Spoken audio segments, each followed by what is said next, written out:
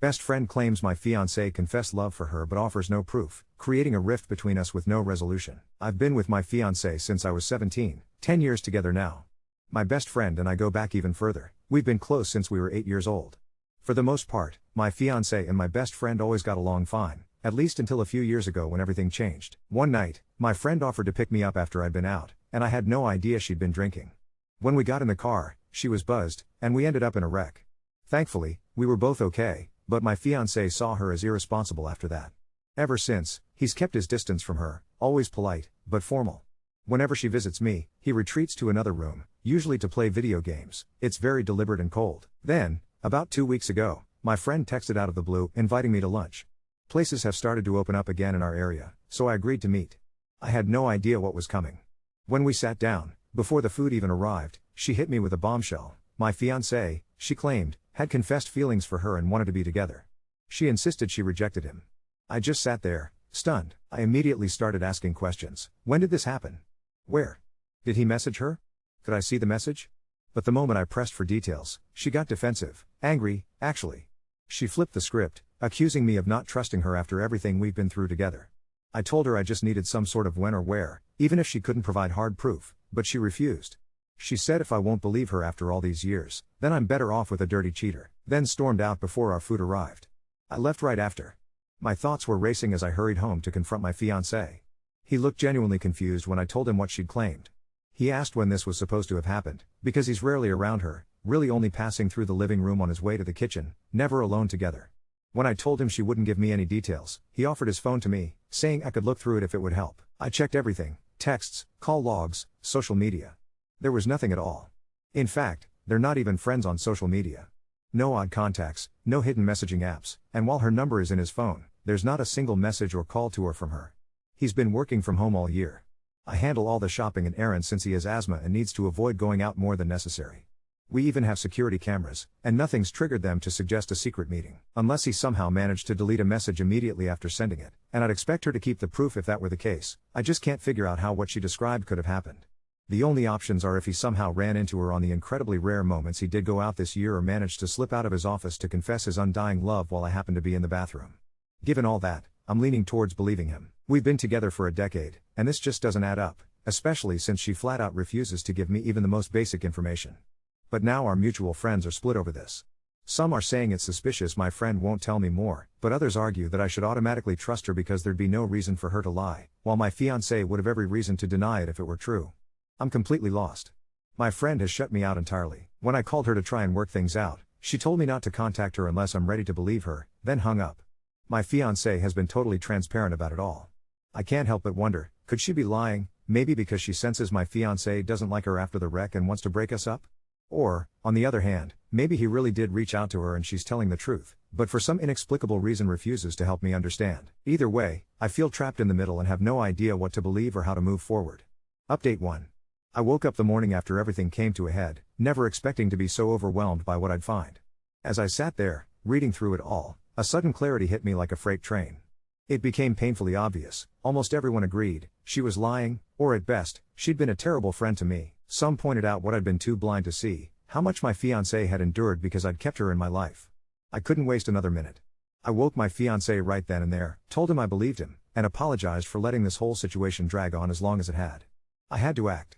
Following some good advice, I created a group chat with all our mutual friends, except her, of course, and sent them everything, asking them to read. Honestly, most of them tried to stay neutral, waffling over their replies, until finally one friend said, plain as day, if she didn't know any of us personally, it would be obvious who the liar was.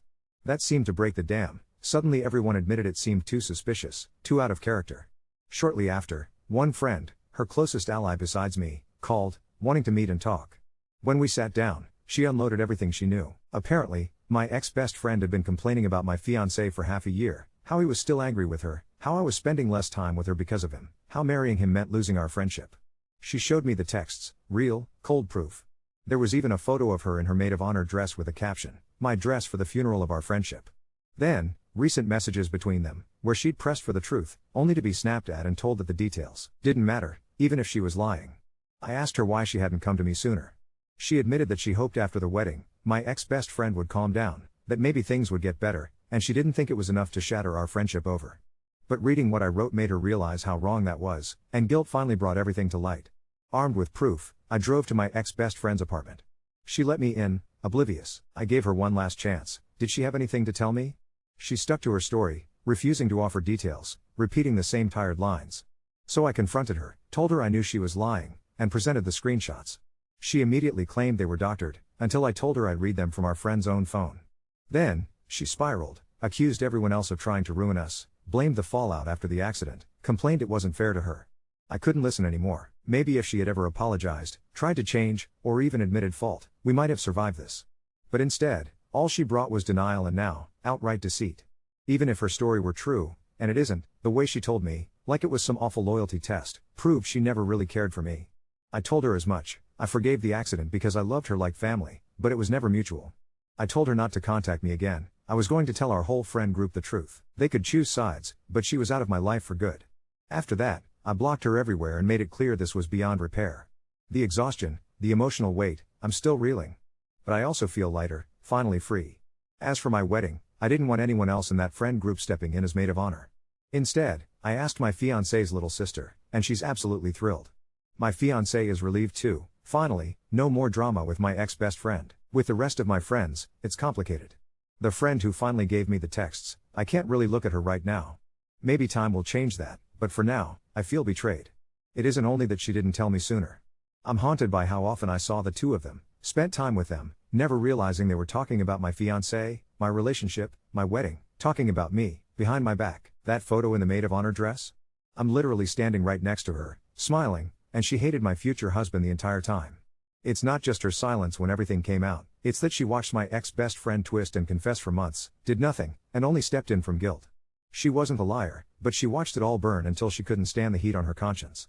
Right now, I can't see a future with her in my life. Maybe I'll change my mind, but for now, I feel exposed, wounded, and just done. Update 2. I thought changing the maid of honor and blocking her was the end of it. I was wrong. 2 nights ago, at 2:14 a.m., I woke up to an email from our venue with the subject line, confirming your cancellation. My heart dropped so hard I thought I was going to throw up. The body of the email was cheerful and tidy. Sorry to hear, per your phone call, we'll process the partial refund to the card ending in, within 3:5 business days. I didn't even put on shoes.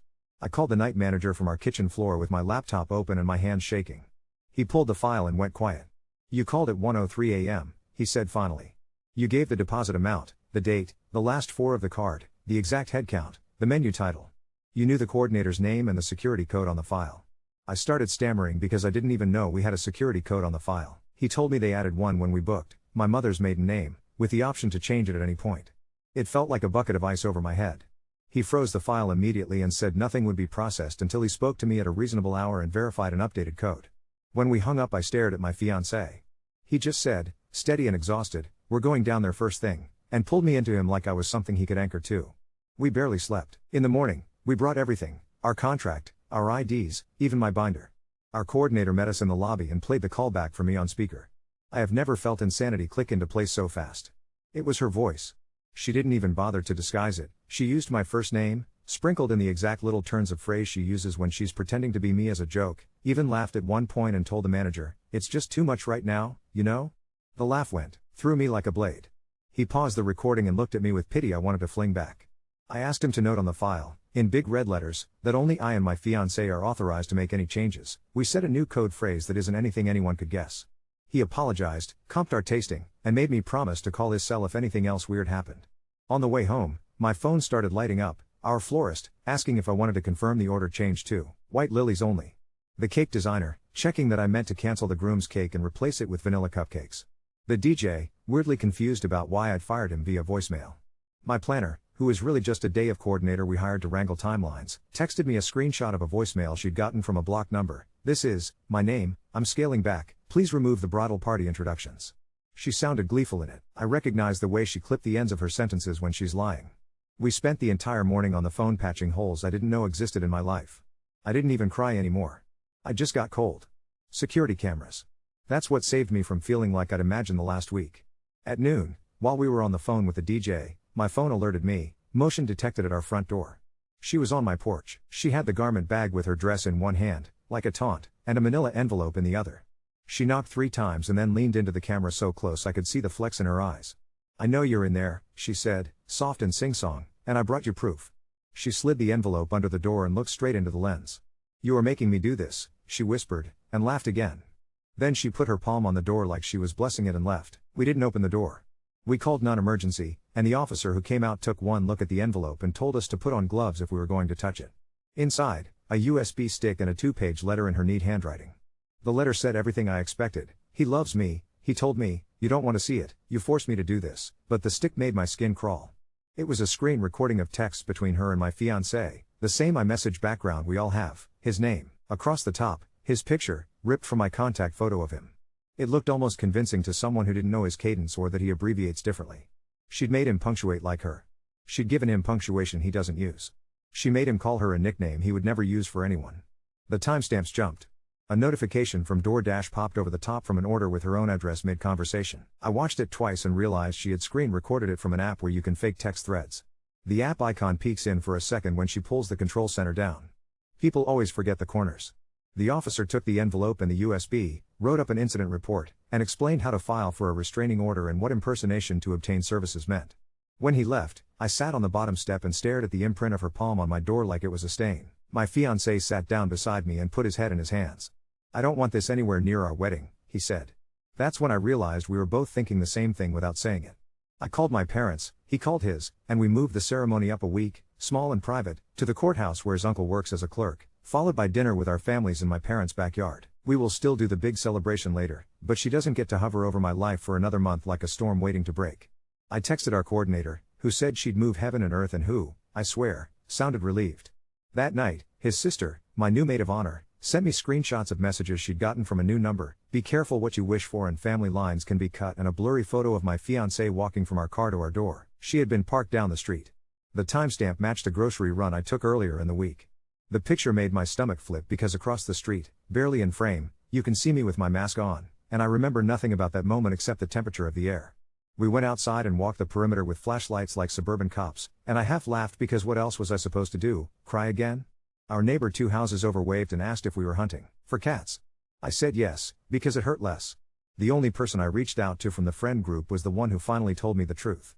I didn't want to see her, but I wanted to put the last nail in, and she's the only person I know who still answers her. I sent one line, she came to my house. 30 minutes later my phone rang. She was crying, breathless, like she'd run there. "I'm so sorry," she said before I could speak.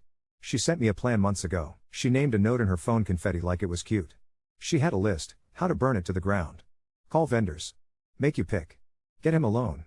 She thought if she could ruin everything, you'd come crawling back, and she'd say, "I told you so." She was sobbing by then, apologizing for not telling me sooner, for being scared of becoming a target. I listened. I didn't forgive her. Not yet. Maybe not ever. But it made the last days make a cruel kind of sense. We filed for a protective order this morning and gave the judge a thumb drive with the call audio, the front porch video, the fake texts, and the threatening messages. The judge granted a temporary order and set a hearing date. Walking out, I felt a strange mix of grief and relief, like I'd finally admitted out loud that someone I loved had died a while ago and I'd only just stopped talking to her ghost. We got married this afternoon. We stood in a courthouse room with bad carpet and an American flag in the corner and 2 families who looked like they'd been holding their breath for a year. His sister adjusted my veil with hands that shook, called me her favorite person and cried into my shoulder. My dad's voice wobbled reading the poem he insisted on reading. My fiancé's uncle pronounced us with the same voice he uses when he explains parking fees, and I laughed at the wrong moment and then couldn't stop laughing and crying all at once. We kissed and I felt something inside me loosen that had been knotted for so long I forgot what loose even felt like. When we came back to the house, there was one more thing. Tucked under the mat was a printed photo of me and my fiancé in the courtyard of the courthouse, from an angle across the street. It was grainy and a little crooked, and taped to the front was a post-it with one word, "Still." I took a picture of the picture with my phone, put it in a Ziploc without touching it, and called the officer who's been handling our case. He picked it up an hour later and told me to stay with my parents tonight. We packed a bag. Our neighbor finally admitted he'd seen her car circle a few times earlier but didn't want to get involved. He's involved now. I should be writing something bright and celebratory, and I am happy, deeper than happy, something more like safe, but I'm also very aware that this is not done. The order is served tomorrow. The venue and vendors have passwords. My phone is on Do Not Disturb except for 6 people. My husband, fell asleep on my parents' couch with my mother's dog pressed against his hip, and for the first time in days I don't feel watched. I keep thinking about the recording of her laugh and the way it wove into my memory of years we spent side by side. I keep thinking about the photo of us, about the word "still," and how she meant it as a threat. I'm taking it back. Still here. Still married. Still choosing my life without her. Update 3. They served her at 9:12 a.m. A deputy called me from the curb in front of her building and said, in that careful voice people use when they're afraid you'll hear what you want to hear, that she took the paper, read the top line, and asked if one last explanation counted as contact. He said no. She asked if she could give him something to pass to me. He said no. He didn't say anything else, and I didn't ask. At noon, on the way back from picking up extra passport photos for the courthouse certificate, my phone buzzed with a notification I'd never seen before: AirTag found moving with you. It was tucked under the navigation like a splinter. The map showed a blue line of my day, parents' house, clerk's office, pharmacy, and a tiny gray dot following like a shadow that never blinked. I went very quiet in the middle of a red light, turned my blinker on, and pulled into the library lot where I learned to drive. I said my husband's name and he looked at me and then looked at the screen and then at me again. He didn't say anything either. We called the officer who'd taken our report and he told us to come straight to the station, not home. They had us park in the back and a tech in a hoodie came out with a flashlight and a little handheld reader he called a beeper like it. Was 1999. He crawled under the car in his neat uniform pants and the gravel made a sound that felt like teeth. Then he said, "There," in the same tone people use when they find a splinter, and slid out holding a black magnet puck with a coin-sized speaker zip tied to it. The AirTag chirped, bright and obscene, when he pressed the stem. He dropped it in an evidence bag and labeled it, then came back with a second bag for the magnet. "We'll request subscriber info from Apple," he said, and the word request made me want to shake him. Like didn't he hear the beep? He tapped the violation box on his form without looking up. We went back to my parents because the quiet there is different. My mother made soup that tasted like childhood and I couldn't swallow it. I kept checking the door even though I knew she wasn't coming to the door anymore. She didn't need to. The hearing was this morning. The courtroom was the kind of small that makes strangers sit knee to knee and breathe each other's coffee. She came in a camel coat I had admired once and saved up to buy myself, and for a stupid split second all I could see was us at 22, trying jackets on in a mirror and laughing because we looked like real women. Then she turned and her eyes snagged on mine, and whatever lived behind them now stared straight through me. Her lawyer was a man with a kind face who kept putting his hand flat on the table like he was smoothing wrinkles out of a tablecloth that wouldn't lay down. The judge asked me to speak first. I did. I kept my voice steady even when the clerk played the venue call, even when we cued the porch video and the sound of her laugh echoed off wood paneling that has probably heard divorces and wills and the little lies people tell about parking tickets. I said what the officer had told me to say. In the last week she had pretended to be me to cancel services, she had come to my house, she had created fake messages and delivered them like proof, she had photographed my marriage and left the photo on my threshold, and yesterday, my phone told me she put a tracker on my car. I did not say the part about the soup or the jacket or how my hands shake now when I see a manila envelope, I just said the pieces that fit inside the lines they'd drawn for me. Her lawyer asked if maybe someone else could have put the device on my car. The judge tilted his head like a bird and said, evenly, that someone else would have to be very unlucky, given the rest. The prosecutor, I didn't know there would be one until she stood up, told the judge Apple had already responded preliminarily and that the AirTag serial was associated with an Apple ID registered in my ex-friend's first and last name, with a number that matched the blocked text to my sister-in-law. He handed the paper to the clerk and the clerk handed it to the judge and the judge read it and nodded once, slow, like a metronome. When it was her turn, she stood and turned toward me instead of the judge. The bailiff barked her name and she flinched, and then she said, fast, like she had to pull the thread in one motion or the sweater would catch, I wasn't going to hurt you. I was keeping you safe from making a mistake. He is bad for you. You are not like this. You used to call me first. Her mouth twisted on the word used. Her lawyer touched her sleeve and she swatted his hand away like a fly. You're making me do this, she said, and the room made a noise, not loud, but a ripple, because she said it the way she said it on my porch. The same rhythm, like a song she practiced. The judge held up a palm and spoke without raising his voice. No one is making you do this. You are choosing. He granted a 1-year order with no contact, no third-party contact, no proximity, no electronic surveillance, no exceptions. He added, almost as an afterthought, like someone reminding himself to bring an umbrella, an order prohibiting her from owning or possessing firearms while the protection is in place. He set a date for the criminal arraignment on the tracker and the impersonation and the prior vandalism by voice. Her lawyer asked for permission for her to write me an apology letter. The judge said, no, in the same voice you use with children who want to eat sugar packets for dinner. It should have felt like release, and some of it did, like taking your fingers off a window you didn't realize you were bracing. She sought my eyes as the bailiff steered her towards the hallway. I looked down at the scuffed toe of my shoe and counted to 5 and then 10 and then 20, to make a habit of not giving her what she reaches for. On the way out, the prosecutor caught my elbow and handed me a card for a victim's advocate who can talk me through the next parts. She asked if I wanted to see the print they pulled off the magnet. I said no. I don't need to know how her hand looks in powder. We drove home with the windows cracked because the day was finally pretending to be spring and I wanted to smell something that didn't belong to a courtroom. The house felt new and not, like someone had rearranged the air. We'd already changed the locks, but my husband still stood in the foyer running his hand over the deadbolt like he could make it memorize him. He dug out the old box of photos from the hall closet and we sat on the floor with dust in our noses.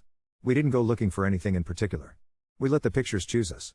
There was one of me and her at 8 on a birthday trampoline, our hair static, our mouths wide enough to swallow the sky. I stared at my face and tried to reconcile the way a person unfolds. I put it back in the box and closed the lid and slid it all the way under the chair. Not thrown away. Just, away.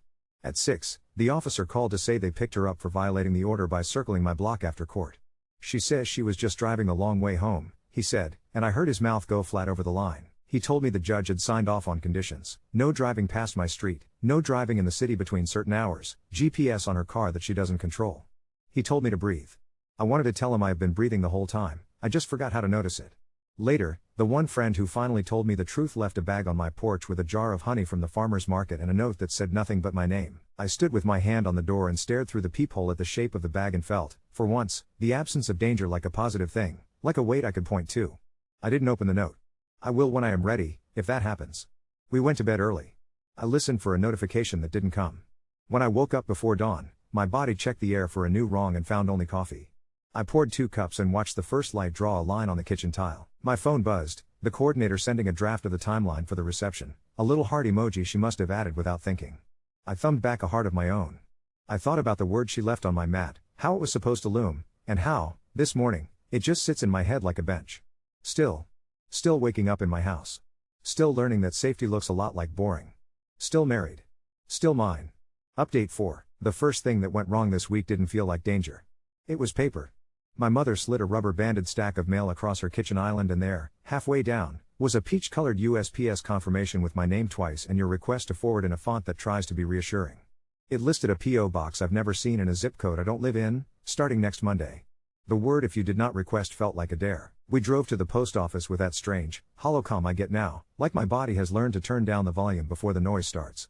The clerk, white hair like dryer lint, a name tag that said Ray, looked at the form, then at me, then at my husband, and finally at the card from the officer we've been calling on repeat. He disappeared into a back room and came out with a woman in a blazer who introduced herself as a postal inspector and said it in a way that made me realize postal inspector is an actual job people wake up and put on their shoes for. She asked questions I knew by heart at this point. Did you authorize this? Who else has access? Have you lost a wallet? Did you notice missing mail? And then she turned the form around and tapped a code near the barcode. Online submission, she said, with a debit card that failed authorization on the second attempt. She printed a hold. She asked if I wanted to hear the description used to open the P.O. box linked in the system. Female, mid-20s, brown hair, camel coat, she read, and looked up to see if that mattered. I stared at the countertop where 10 window pens were chained like tiny dogs. They attached the file to the case number the officer gave them and slid the mail back to me like a meal I hadn't ordered. On the way home, my husband's uncle called from the clerk's office. Someone had phoned mid-morning to request 3 certified copies of our marriage certificate for insurance and name change, used my maiden name and then my mother's maiden name when he told her there was a code on the file, and left a callback number that resolves to nowhere. He recorded it. He played it back to me and there it was again, that high brightness she paints on the ends of sentences when she's holding something sharp behind her back. He forwarded the audio to the prosecutor without being asked. He sounded tired in a way that made me want to bake him a casserole and leave it on his stoop like we lived inside a simple story. The victim's advocate met us in a bland carpeted room that smelled like paper. She had a stack of forms and a voice that moves around fear like water. Apple had responded, she said softly, before she said anything else. The AirTag we found belonged to an Apple ID and my ex-friend's full name. There were receipts and the subpoena return for a 4-pack of AirTags purchased 2 weeks ago at 8:12 p.m. on a card with the same last 4 that showed up on the venue call log. There were pings from one of the other tags that skirted the perimeter of my block and then went quiet the day the order was served. The prosecutor filed a motion to search her apartment for devices used to make the fake messages and any remaining trackers. I watched the advocate's finger as she traced a line under the words probable cause on the copy she had me sign. Something about ink seals fear in a way talking doesn't. They executed the warrant yesterday morning. We were not there. I was walking in a circle in my parents' backyard counting their paving stones because I needed to count something that wasn't incidents. Mid-afternoon the detective called and cleared his throat before he spoke. They found the phone that sent the blocked text to my sister-in-law and the note named confetti that mapped out, in bullet points that had little emojis next to the worst parts, exactly how to do what she did and what to try next. She had written 3 versions of what she called the scene where she tells me about my husband so I'll see the light, and I thought about the lunch where she rolled that script out like a red carpet and expected me to trip. On her coffee table, under a candle that used to live on my bookshelf in college, they found the USPS confirmation page filled out with my name and a P.O. box application with a blank for secondary user. The detective paused. They found 2 unopened air tags in a drawer. They bagged them all. I sat on the edge of my parents' old canvas lawn chair and watched an ant haul a breadcrumb the size of his head over a crack in the stone, up and up and up. Her lawyer asked for a bail review. The judge revoked her release for 72 hours and told her, in the same measured cadence he uses for weather in his courtroom, that contact by proxy is contact and identity theft by mouth nearly counts as much as by keyboard. He set a pretrial for the following week and told the probation officer to add a condition. She surrenders her passport and does not go within 1 mile of my block, not even by accident. In the hallway, a woman touched my elbow and when I turned it was her mother. She looked smaller than I remembered, as if the year has been taking bites out of her. She had a shoebox in her arms and a dampness at the corners of her mouth that made my chest ache for something that isn't mine to fix. I am so sorry, she said, and I believed her in the way you believe the weather. Her hands shook as she said they had been trying, that they didn't know the half of it until the police came to the apartment today and took a binder she hadn't seen, that she hadn't slept since, that she knows what I'll think when I open this but she can't throw it away because she is not the kind of person who throws away other people's childhood on purpose. The shoebox was the kind you keep old shoes in when you're sentimental. Inside, on top, there was a spare key to the apartment we shared at 22, the hardware store tag still on it, the numbers rubbed away with time.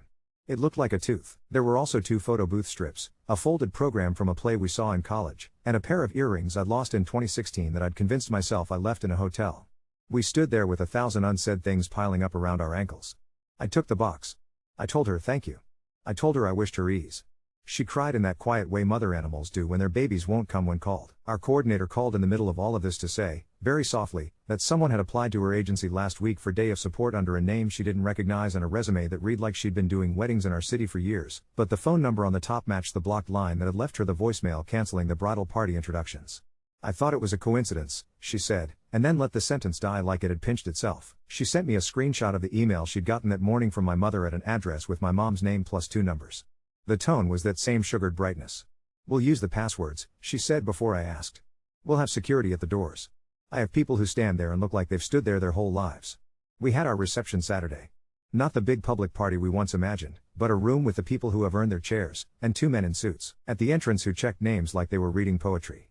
Every vendor knew the code on our file and the code word the coordinator picked, something dumb and mundane I wouldn't say out loud at a party even if I was 12 drinks in. The DJ played the song my dad insisted on and he cried less this time because he'd gotten it all out the first time. My husband slid his hand into mine and there was this moment, just one, where my body forgot to tense on the exhale, like I was a person and not a series of alarms.